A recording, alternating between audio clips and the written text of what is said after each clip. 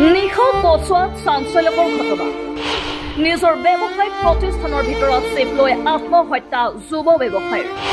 নগাঁও জিলাৰ কচুৱা ৰাঙু বস্তিৰ 55 বছৰীয়া এজন লোকে বাছি ললে জীৱনৰ চৰম পথ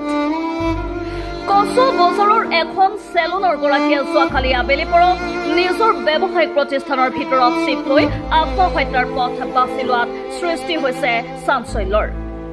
বাহিৰৰ পৰা নিজৰ দোকান বন্ধ কৰি ভিতৰতে ঘটনা সংঘটিত কৰে যদিও ঘটনাটো পোহৰলৈ আহে নিশাৰ ভাগত ৰাঙুবস্তি গাঁৱৰ নিবাসী তথা কচুৱা বজাৰৰ এজন পুৰণা বাৰবাৰ আছিল সুভাষ সিং ঘটনাস্থলীত কচুৱা আৰক্ষী উপস্থিত হৈ মৃতদেহ উদ্ধাৰ কৰি মৰণোত্তৰ পৰীক্ষাৰ বাবে নগাঁৱলৈ প্ৰেৰণ কৰে বৰ্তমানেও ঘটনাৰ প্ৰকৃত কাৰণ জানিব পৰা হোৱা নাই যদিও সমগ্ৰ কচুৱাতে শোকৰ ছাঁ পৰাৰ লগতে কচুৱা বজাৰৰ ব্যৱসায়ীসকলে দোকান পোহাৰ বন্ধ ৰখা পৰিলক্ষিত হৈছে